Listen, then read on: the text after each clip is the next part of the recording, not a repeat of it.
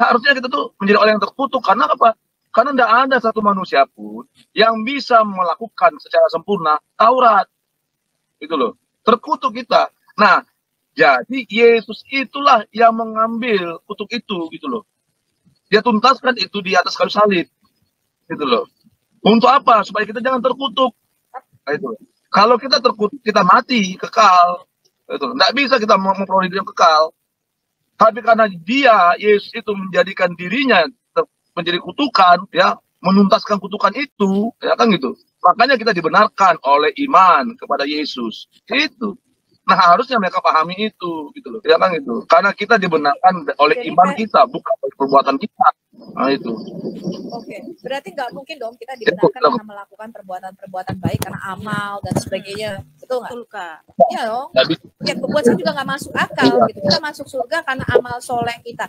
Berarti kalau saya orang kaya, saya banyak beramal, saya bisa masuk surga. Nah, kalau saya nggak punya duit, nggak bisa Malah masuk justru surga orang dong. ateis Kan nggak lebih bisa banyak beramal, gitu. Kak. Orang ateis lebih banyak orang baik ya. Mereka nggak percaya Tuhan lagi. Itu gimana coba? Iya, iya. Iya, betul, betul, betul. Jadi apa namanya? Ya itu nggak masuk akal. Nanti kalau berarti kalau kita masuk surga karena amal perbuatan baik kita, berarti kita bisa sombong dong, Mikana. Benar nggak? Iya, Oh, betul berarti banget. gue orang paling Sombong. soleh, ya kan? Pasti. Iya kan? Tapi kita masuk ke surga atau kita mendapatkan kerajaan kekal hidup kekal, tapi cuma karena kasihmu, karena kasih karuniamu. Nah itu yang juga yang aku rasakan ketika Tuhan manggil gue bilang, gue ini gak layak loh Tuhan, gue orang berdosa, dosa gue besar, kok bisa kau pilih? Ya kayak orang dapat hadiah, betul nggak sih? Kita nggak punya, tapi tiba-tiba dikasih hadiah. Sofia tuh gue kasih lu pakaian, gue kasih lu ini. Wah, gue nggak layak sebenarnya menerima itu, tetapi itu hadiah, gift. Makanya Alkitab itu prinsipnya adalah keselamatan itu bukan karena kita melakukan ini, melakukan itu ya, kita melakukan perbuatan baik, kita beramal soleh, kita rajin sembahyang. Pernah baca nggak Abraham rajin sholat 5 waktu di dalam Alkitab? Ada nggak? Abraham rajin sholat 5 waktu di dalam, atau Abraham rajin baca Alkitab? Nah, pada waktu zaman Abraham aja Alkitab nggak ada. Nggak ada tulisannya tuh Abraham rajin mengunjungi anak-anak yatim piatu. Saya rasa nggak ada tuh di dalam Alkitab kita. Tapi dia dibenarkan karena iman. Perbuatan baik boleh teman-teman. Saya sarankan ya, Anda mengunjungi anak yatim piatu, mengunjungi fakir miskin harus. Ya, kalau Anda tidak tergerak oleh belas kasihan, ya Anda bukan Kristen. Tetapi bahkan Abraham itu, makan gitu. babi kali, Kak. Abraham makan babi kali. Kan di situ kan belum ada hukum Taurat, kan belum ada makanan yang haram, belum ada babi yang haram. Betul. Jadi apa katakan dia makan babi jadi nggak masuk surga kan gitu. Di situ kan belum ada hukum Taurat. Oh, ada pertanyaan nih, Bu, Abraham ngebunuh cicak enggak? Oh iya, katanya kalau ngebunuh cicak dapat pahala ya. Iya. Nggak ada tuh tulisannya Abraham ngebunuh cicak. Kalau Abraham dendam sama cicak kan berarti ada tulisannya ya, karena kan dikatakan kan Abraham pernah dibakar nih Mikana sama Nimrod, dimasukkan neraka. Terus si cicak ini niup apinya. Nah, Abraham dendam nih sama cicak dibantai. Nggak ada seperti itu di Alkitab. Nggak ada ceritanya ya. Betul. Abraham ada apa nggak ada ya. Tapi yang jelas Abraham dibenarkan karena iman. Memang betul Kak, kalau kita itu merasa bisa masuk surga oleh karena perbuatan baik kita atau apa yang kita lakukan itu memang menjadi kesombongan. Makanya di Efesus 2 ayat 8 sampai 10 ya. Ditulis demikian, sebab karena kasih karunia kamu diselamatkan oleh iman. Itu bukan hasil usahamu, tetapi pemberian Elohim. Itu bukan hasil pekerjaanmu. Jangan ada orang yang memegahkan diri. Karena kita ini buatan Elohim, diciptakan dalam Kristus Yesus untuk melakukan pekerjaan baik yang dipersiapkan Elohim sebelumnya. Ia mau supaya kita hidup di dalamnya, ya. Ini nih, itu bukan hasil pekerjaanmu. Jangan ada orang yang memegahkan diri. Nah, itu artinya kalau kita merasa bisa selamat hanya karena perbuatan baik kita, pasti kita akan sombong, memegahkan diri. Sementara Tuhan Yesus bilang, jangan kamu sombong.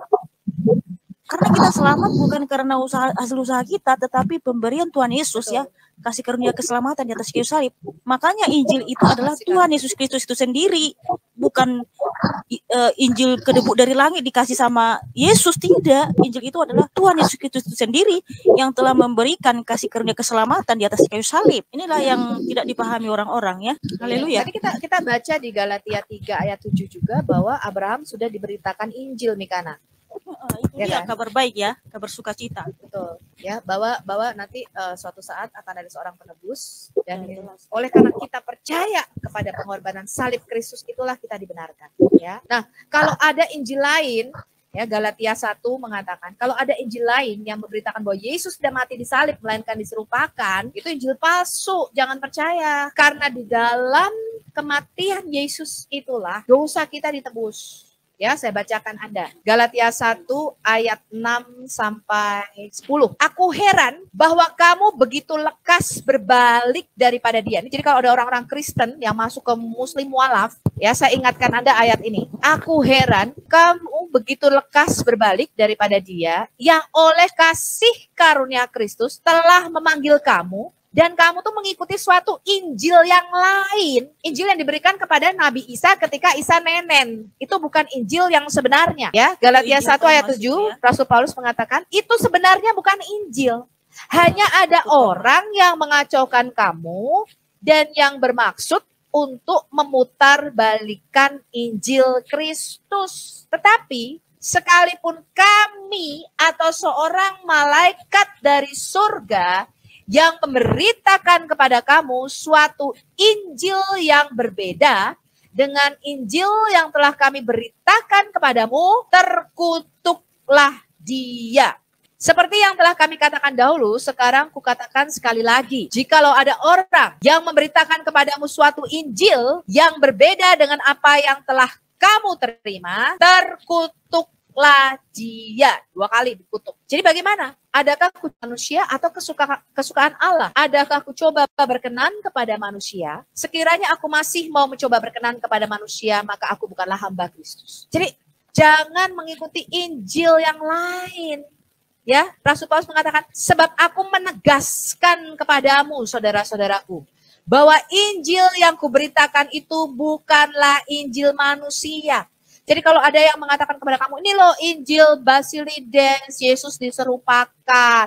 Ada Simon dari Kirene yang disalibkan. Ada Yudas Iskariot yang disalibkan. Itu Injil Basilides, Injil palsu. Rasul Paulus mengatakan itu bukan Injil yang sebenarnya, palsu. Jangan ikuti yang palsu. Kamu gak akan selamat. Ya, kalau ada yang mengatakan Injil itu sebuah kitab yang diberikan ketika Isa masih nenek, ketika Isa lahir di bawah pohon kurma, itu dikatakan di 2 Korintus 11 ayat 4, apa katanya?